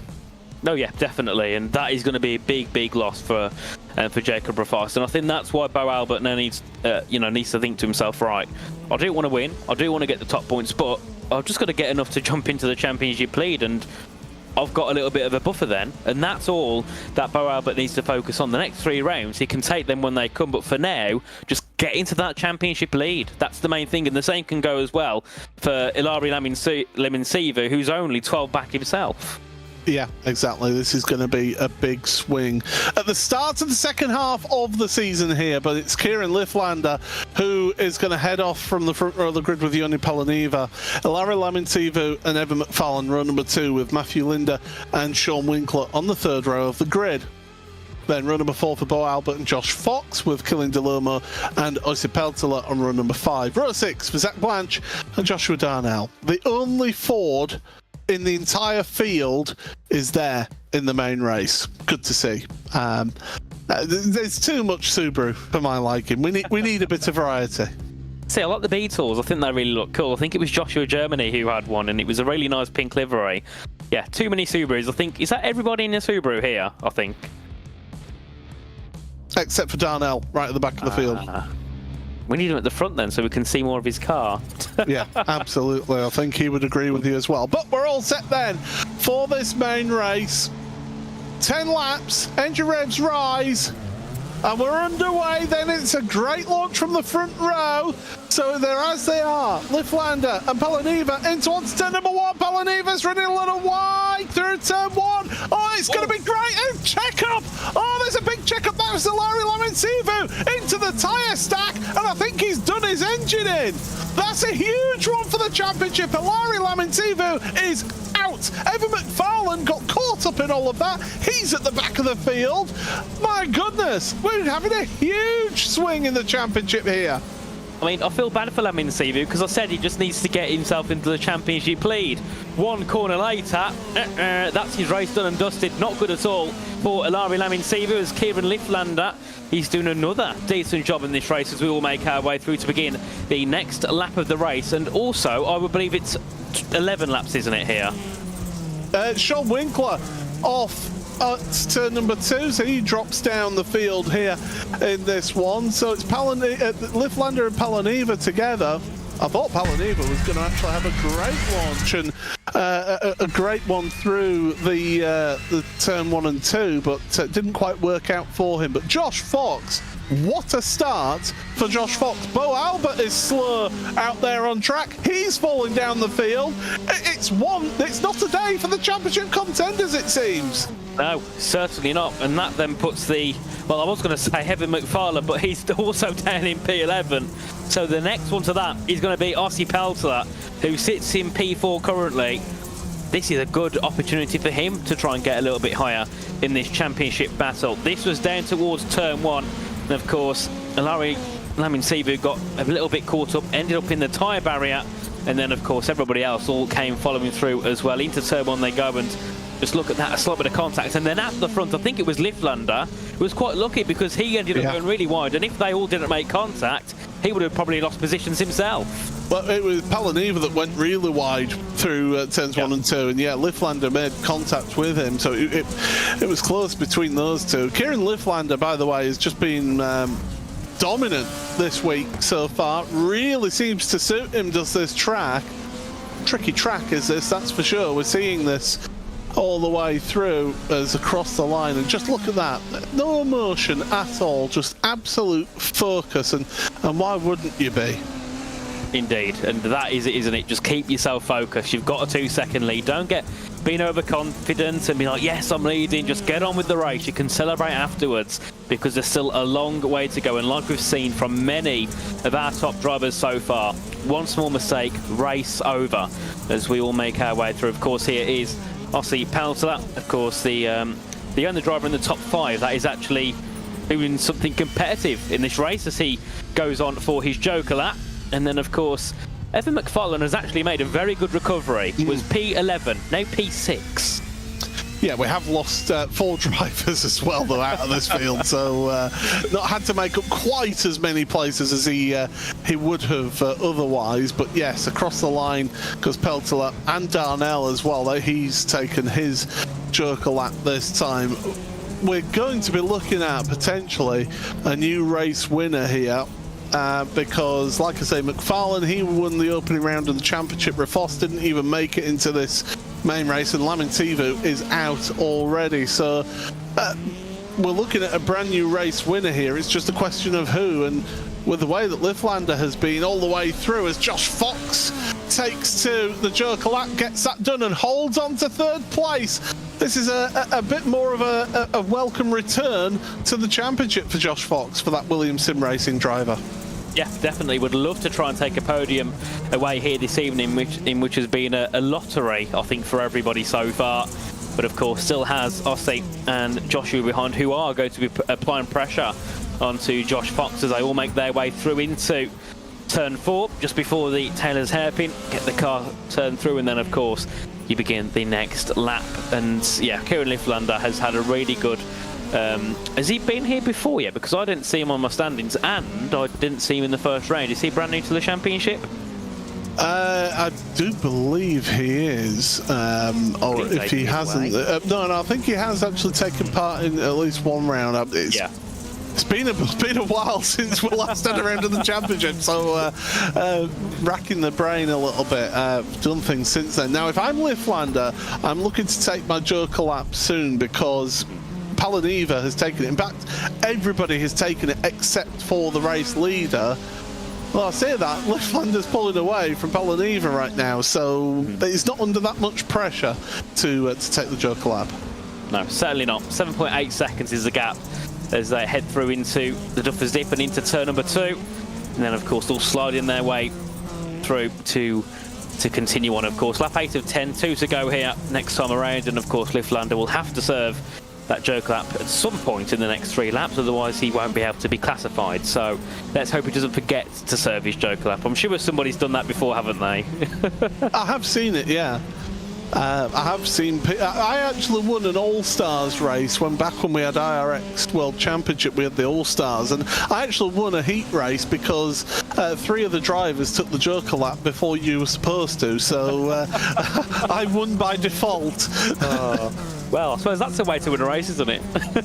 No, Liftlander takes the Joker lap this time, so that's getting that bit of administration out of the way.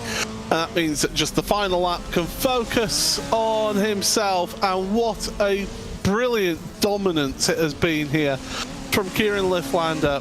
From the very start in qualifying to the heat race to this race, being absolutely superb here, working his way through the dirt, just nice and calm and relaxed, and has been ultra focused and ultra speedy as well. Had the pace of absolutely everybody through into the final corner, and Kieran Liftlander is going to be a race winner, and look what it means to him to win. Absolutely sensational. He takes the win in pro here today. I mean, I love nothing more than seeing the pure passion and reaction from drivers. I'm sitting here smiling, and I haven't even won the race and I'm cheering for him. I mean, that is brilliant, isn't it? You can see how much it means to Kieran. And yeah, that is what you love to see from a driver, isn't it? Being so happy about taking the P1. Starting the donuts. I'm hoping he doesn't get penalised for that. No, he's okay. He's good. Everybody's run across the line, but Palaniva and Josh Fox, 2nd and 3rd place. He's taken the wheel off. Now that's showing off. But what a result there from Kieran Liftlander. Absolutely sensational from him here today in this main race. Wow. Let's take you through your provisional race results then for this main race. Round number 5 of the Pro RX Championship in the Next Level Racing iRX Championship. It is Kieran Liftlander then, 5.6 seconds to the good in the lead ahead of Joni Palaniva. Josh Fox in 3rd. Welcome back to the series for Josh, ahead of Ossi Peltola, with Joshua Darnell and Evan McFarlane then. Damage limitation for Evan in 6th place. Quentin Dall'Olmo, Zach Blanche ahead of Sean Winkler, who did not finish. Neither did Matthew Linder as well. He did not finish, as do the final 2 as well. Beau Albert and Alari Laminsivu. It's huge, huge connotations in the championship for us all here in this one. But it's Kieran Liftlander who takes the win in this main race. We will speak to our drivers, our podium finishers here today. Hopefully we can speak to Josh Fox first, who finished in 3rd place. He's standing by, hopefully he's standing by, with Nathan Richards. Josh, can you hear us? Welcome in. Hey, I gotcha, thanks. There we are. So great race today. Josh, of course, taking P3 in the end. A very chaotic start. And I remember I think it was the last chance qualifier or the heat, whichever one it was, everybody behind you got involved in contact. Did you see that in your rear mirror, or did you not realise until the next lap? Where is everybody? Yeah, I had a little bit of a look at it, but I have to go back and see what happened. But yeah, that's pretty much what you expect. Chaos in the first corner here, more times than not. And I figure where I was starting in the main, I pretty much, you know, I wasn't going to create any problem, but I could easily be in the middle of one, and I just tried my best to get through it and come out positive on the other end. Yep, and of course, headed into that main race as well, your pacing qualifying looked quite decent, same as well for your pace in the heats. What was you kind of hoping for going into that race? Was you hoping for a win or second, or was you just happy getting on that podium and scoring some decent points? Getting on the podium is a good result based on where I started, and unfortunately, had to go through the last chance qualifier, which is not ideal. But yeah, I did feel strong that the pace was there and that we could have a really good race and challenge for the win if it all went just the right way. But I think I was better on the worn out track, and I need to look into how to be a little bit faster on the fresh track. Definitely. Well, you've got a lot of time to practice for the next round. I think it's like a month and a week. So you've got a lot of time before we head off to Brands Hatch. So, of course, a big congratulations on the P3. And hopefully we'll see you in the interview room next time. Yeah, thank you very much. I appreciate it. And I got to say real quick how good it is to get a second podium of the day for the Williams team. That was super awesome this morning. And I really want to shout out everybody at Williams Sim Racing, all the great partners, Ben Q, Chill Blast, Playseat, Fanatec, Komatsu, Gulf Oil, Duracell, Heisenfeld pedals as well, and My Protein, a lot of good stuff. So thank you guys, appreciate it. It was a pleasure. Have a good one, Josh. And next we'll drag in Yoni. Yoni, welcome in. Can you hear us? Yeah, can you hear me? Perfect. We can indeed. Like I said to Josh, chaotic evening. Nobody really knew what to expect going into Knockhill. But in the end, you came home with P2. I mean, I think it was in the heats and the last chance qualifiers. You was there in the mix, in the midfield for a lot of it. But heading into the race, you got a really good start. And then from there on, it was just controlling that P2, wasn't it? Yeah. My only goal was survive for the final in finish line this time. Yeah, definitely. And of course, championship-wise, points aren't in your favour at the moment. So being able to get a P2, put yourself a little bit higher up in the championship, surely that is going to set you up nicely for Brands Hatch next time out. Yeah.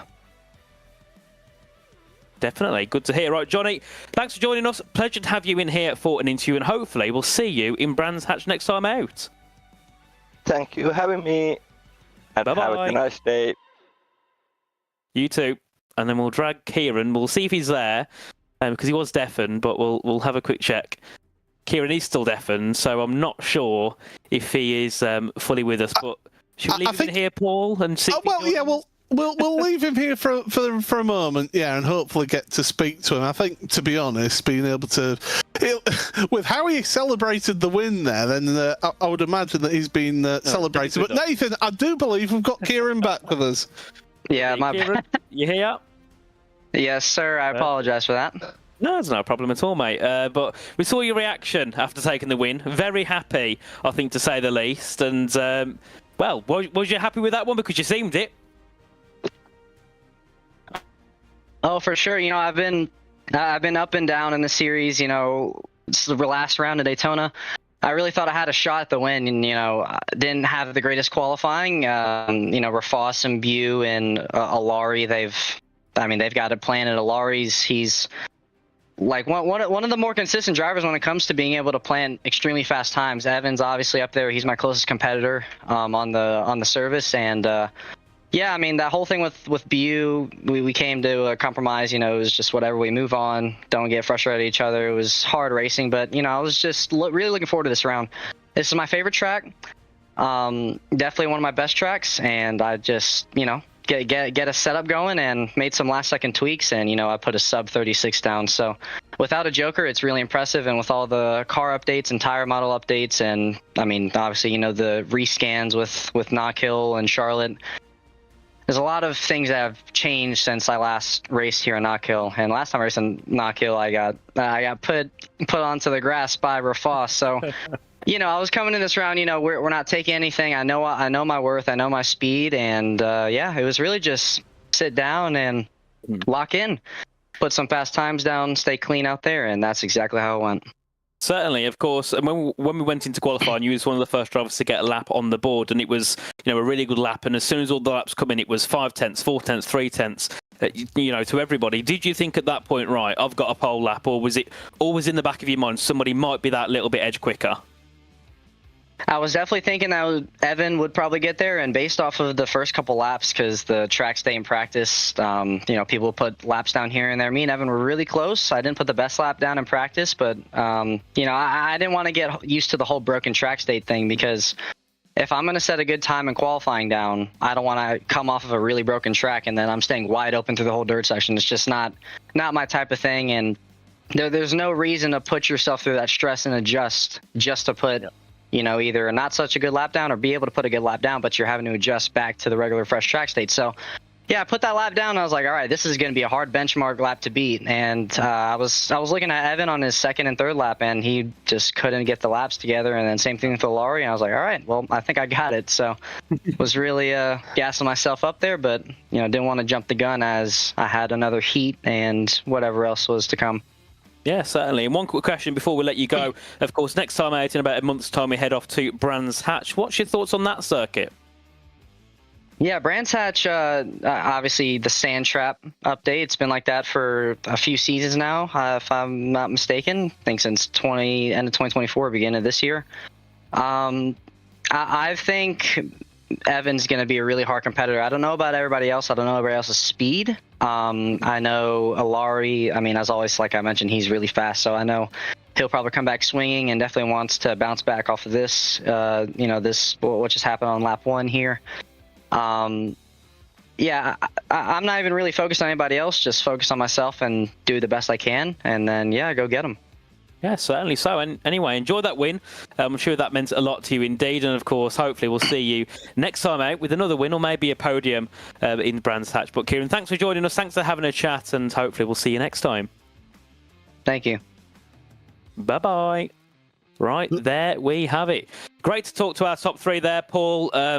Yet again, a really good race for our pros, but of course, Kieran, well deserved with the win. But of course, you've got the likes of Evan, Jacob, Beau, who all would have been up there, I think, with Kieran the whole race. But incidents at the start, no fault of their own. They're going to have to go again next time, aren't they? Yeah, it's going to have big championship connotations, that is for sure, as to what happened here today. We have got, as you mentioned, just over a month before the next round, and it's at Brands Hatch down in Kent. So we've been in Scotland this round. We head down to Kent for the next round on November the 9th. So make sure you join us at the same time in the same place here on RaceSpot TV for Next Level Racing iRX. Nathan, thank you so much for joining us. Pleasure as always to work with you. I've been Paul Smith. Our producer here today has been Hugo Luis, and this has been a RaceSpot TV production of Next Level Racing iRX. It was round number 5, and it was won by Kieran Lifflander. Until next time, take care. Bye-bye.